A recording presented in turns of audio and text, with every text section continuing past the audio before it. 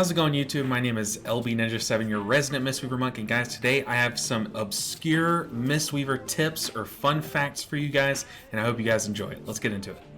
So up first is probably the most useful tip on this entire list, and that is that spinning crane kick actually has a longer range than your other melee abilities. I talk about this a lot, but if we're spamming Tiger Palm here, we are just in the range of this first dummy, but if we backstep just a little, it'll say we are out of range if you look right here. But if we spinning crane kick, not only does it hit that minion, but it'll also hit these ones in the back. It has such a long range, so if you ever have to move out of melee from a boss, if there's some swirlies underneath it or some puddles underneath the boss, just spinning crane kick until you are able to move back into melee where you can get your single target rotation going again. All right, up next is about Diffuse Magic. This is one of our defensives, and this tip is that it actually it's not just a defensive, it'll remove active harmful magic effects from yourself.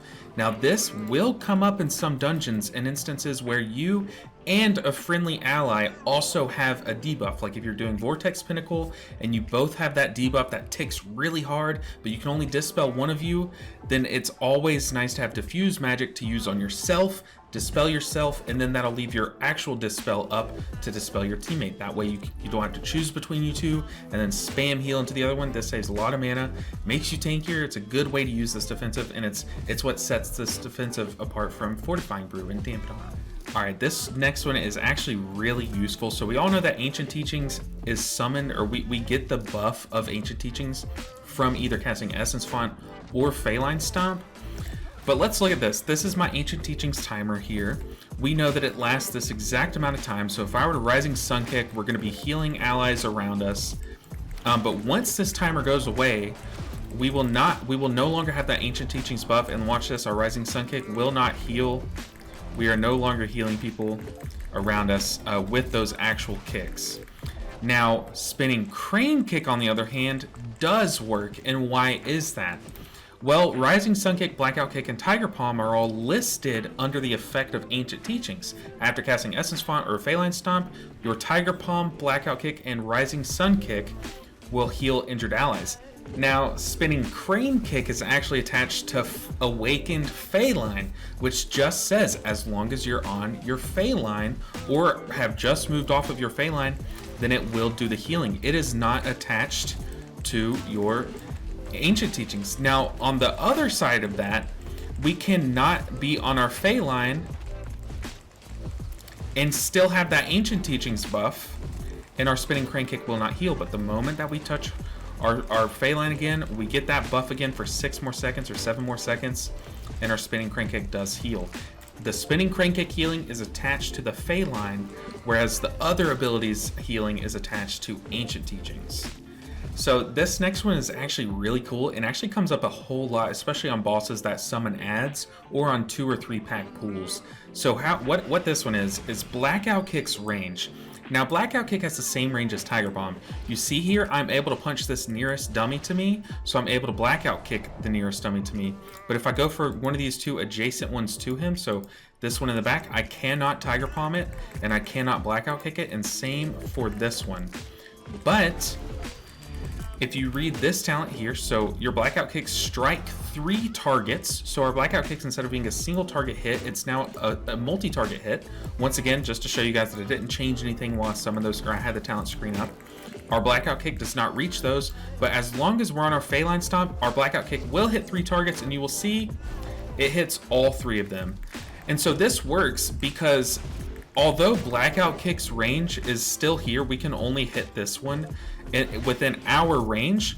Those additional Blackout Kicks that we're getting from our Feline, they have a range of whatever our Blackout Kick range is from our target. I believe that's how it works, but basically it just extends that range a little bit further.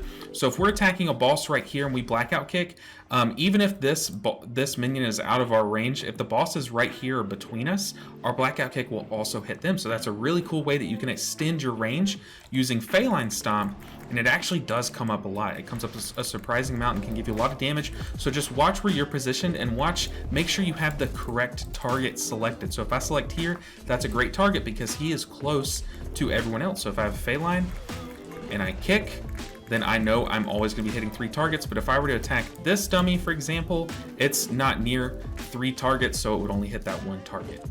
All right, so this next tip or fact, I guess it's not necessarily a tip because I know you guys are probably gonna know all of these already, but let me know if any of these are new to you down below. But this next one is actually this last line of Chiji's text. Chiji's presence makes you immune to movement impairing effects. So that means that if any enemies, any ads put like a dot or a slow on you, that then you summon Chiji, or if you already had Chiji out, you will be immune to that slow. You are immune to movement impairing effects. That includes slows, but one thing that some people don't know is that it also includes a lot of pushbacks.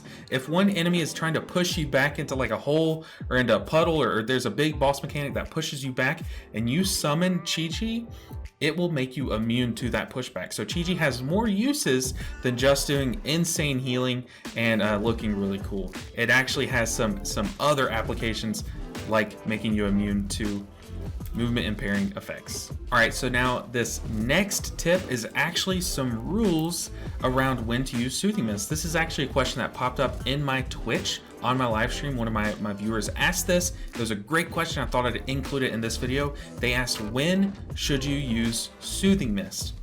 I gave them a couple of ground rules that I think is a very useful guide to at least get you started and acquainted to the spells. So I said, if you're running a build that runs Summon Jade Serpent Statue and Clouded Focus, these rules are a bit different. You generally want to try and at least press Soothing Mist around every 6 seconds. It's okay if you don't do it right on the mark, but you want to have this Summon Jade Serpent Statue attached to someone as much as possible, and you can do that by pressing Soothing Mist on someone every couple of seconds. So if I press Soothing Mist, and all I have to do is just tap it, and it'll start healing that one person. So that's one rule. If you're playing with Clouded Focus, if you ever have to Vivify or Enveloping Mist someone, unless you're in your Yu'lon ramp, then it's good to just go ahead and Soothing Mist them and Vivify them, because you're gonna get great value from that.